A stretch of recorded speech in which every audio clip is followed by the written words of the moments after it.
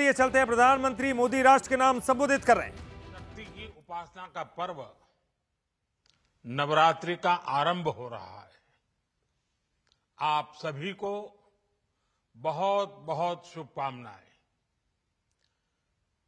नवरात्रि के पहले दिन से देश आत्मनिर्भर भारत अभियान के लिए एक और महत्वपूर्ण और बड़ा कदम उठा रहा है। कल यानी नवरात्रि के प्रथम दिवस 22 सितंबर को सूर्योदय के साथ ही नेक्स्ट जनरेशन जीएसटी रिफॉर्म्स लागू हो जाएंगे।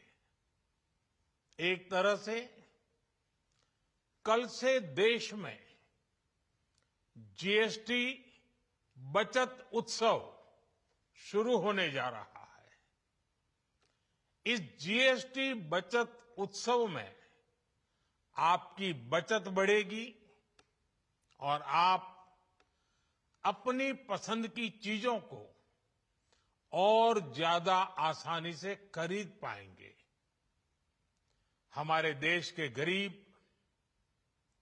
मध्यम वर्गीय लोग, न्यू मिडिल क्लास, युवा, किसान, महिलाएं, दुकानदार, व्यापारी, उद्यमी सभी को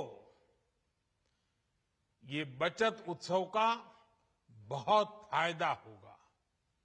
यानी त्योहारों के इस मौसम में सबका मुंह मीठा होगा। देश के हर परिवार की खुशियां बढ़ेगी।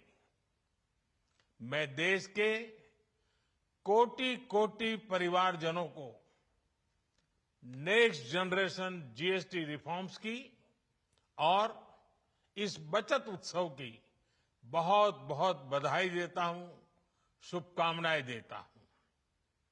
ये रिफॉर्म भारत की ग्रोथ स्टोरी को एक्सेलरेट करेंगे, कारोबार को और आसान बनाएंगे, निवेश को और आकर्षक बनाएंगे और हर राज्य को विकास की दौड़ में बराबरी का साथी बनाएंगे।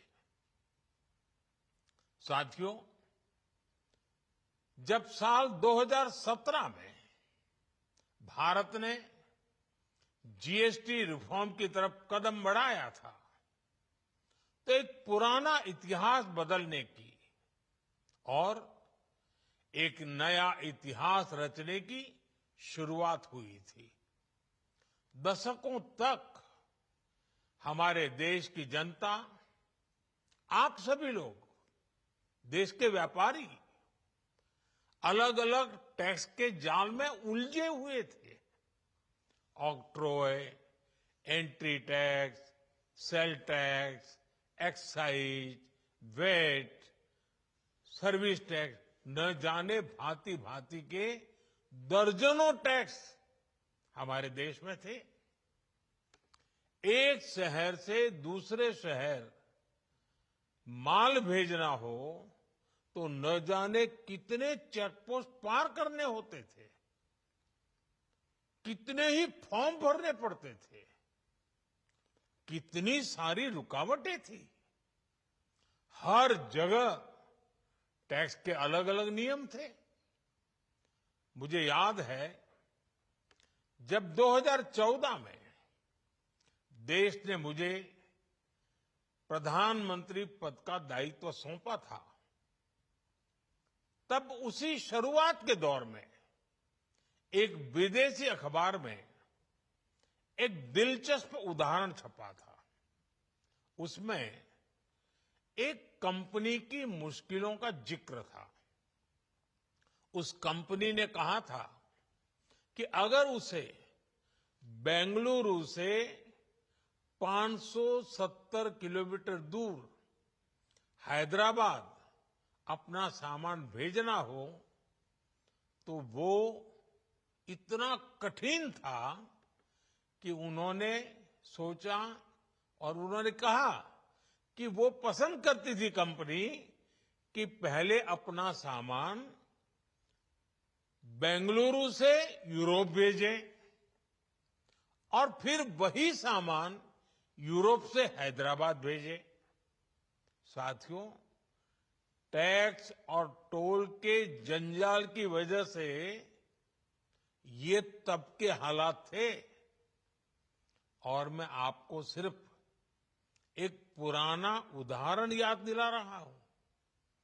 तब ऐसी लाखों कंपनियों को, लाखों करोड़ों देशवासियों को अलग अलग तरह के टैक्स के जाल की वजह से हर रोज परेशानी होती थी। सामान को एक शहर से दूसरे शहर पहुंचने के बीच जो खर्च बढ़ता था वो भी गरीब को उठाना पड़ता था। आप जैसे ग्राहकों से वसूला जाता था। साथियों, देश को इस स्थिति से निकालना बहुत जरूरी था। इसलिए जब आपने हमें 2014 में अवसर दिया तो हमने जनहित में, देश हित में जीएसटी को अपनी प्राथमिकता बनाया। हमने हर स्टेक होल्डर से चर्चा की। हमने हर राज्यों की हर शंका का निवारण किया, हर सवाल का समाधान खोजा। सभी राज्यों को, सबको साथ लेकर आजाद भारत का इतना बड़ा टैक्स रिफॉर्म संभव हो पाया। ये केंद्र और राज्यों के प्रयासों का नतीजा था कि देश दर्जनों टैक्सों के जाल से मुक्त हुआ और पूरे देश के लिए एक जैसी व्यवस्था बनी। वन नेशन वन टैक्स का सपना साकार हुआ। साथियों, रिफॉर्म एक अनवरत चलने वाली प्रक्रिया होती है। जब समय बदलता है, देश की जरूरत बदलती है, तो नेक्स्ट जनरेशन रिफॉर्म भी उतने ही आवश्यक होते हैं। इसलिए देश की वर्तमान जरूरतों और भविष्य के सपनों को देखते हुए जीएसटी के ये नए रिफॉर्म्स लागू हो रहे हैं। नए स्वरूप में मुख्य रूप से अब सिर्फ 5% और 18% के ही टैक्स स्लैब रहेंगे। इसका मतलब है रोजमर्रा के इस्तेमाल की ज्यादातर चीजें और सस्ती हो जाएगी। खाने पीने का सामान, दवाइयां, साबुन, ब्रश, पेस्ट, स्वास्थ्य और जीवन बीमा, ऐसे अनेकों सामान, अनेकों सेवाएं या तो टैक्स फ्री होगी या फिर केवल 5% टैक्स देना होगा। जिन सामानों पर पहले 12% टैक्स लगा करता था, उसमें से 99% यानी करीब करीब 100 के निकट 99% चीजें अब 5% टैक्स के दायरे में आ गई है। साथियों, पिछले 11 साल में देश में 25 करोड़ लोगों ने गरीबी को हराया है, गरीबी को परास्त किया है और गरीबी से बाहर निकल करके 25 करोड़ का एक बहुत बड़ा समूह नियो मिडिल क्लास के रूप में आज देश के अंदर बहुत बड़ी भूमिका अदा कर रहा है। इस न्यू मिडिल क्लास की अपनी एस्पिरेशंस हैं, अपने सपने हैं। इस साल सरकार ने 12 लाख रुपए तक की इनकम को टैक्स फ्री करके एक उपहार दिया। और स्वाभाविक है, जब 12 लाख रुपयों का इनकम टैक्स में राहत हो जाए तो मध्यम वर्ग के जीवन में तो कितना बड़ा बदलाव आता है, कितनी सरलता सुविधा हो जाती है। और अब गरीबों की भी बारी है, न्यू मिडिल क्लास की बारी है। अब गरीब को, न्यू मिडिल क्लास को एक तरह से डबल बोनांजा मिल रहा है। जीएसटी कम होने से अब देश के नागरिकों के लिए अपने सपने पूरे करना और आसान होगा। घर बनाना, टीवी, फ्रिज खरीदने की बात हो, स्कूटर, बाइक, कार खरीदना हो, ये सब पर अब कम खर्च करना होगा। आपके लिए घूमना फिरना भी सस्ता हो जाएगा, क्योंकि ज्यादातर होटल्स के कमरों पर भी जीएसटी कम कर दिया गया है। वैसे साथियों, मुझे इस बात की खुशी है कि दुकानदार भाई बहन भी जीएसटी रिफॉर्म को लेकर बहुत उत्साह में हैं। वो बहुत जीएसटी में हुई कटौती को ग्राहकों तक पहुंचाने में जुटे हुए हैं। बहुत सारी जगहों पर पहले और अब के बोर्ड लगाए जा रहे हैं। साथियों, हम नागरिक देवो भवः के जिस मंत्र के साथ आगे बढ़ रहे हैं, नेक्स्ट जनरेशन जीएसटी रिफॉर्म में इसकी साफ झलक दिखाई देती है। अगर हम इनकम टैक्स में छूट और जीएसटी में छूट को जोड़ दें तो एक साल में जो निर्णय हुए हैं उससे देश के लोगों को 2.5 लाख करोड़ रुपए से ज्यादा की बचत होगी। और तभी तो मैं कह रहा हूं, ये बचत उत्सव है। साथियों, विकसित भारत के लक्ष्य तक पहुंचने के लिए हमें आत्मनिर्भरता के रास्ते पर चलना ही होगा।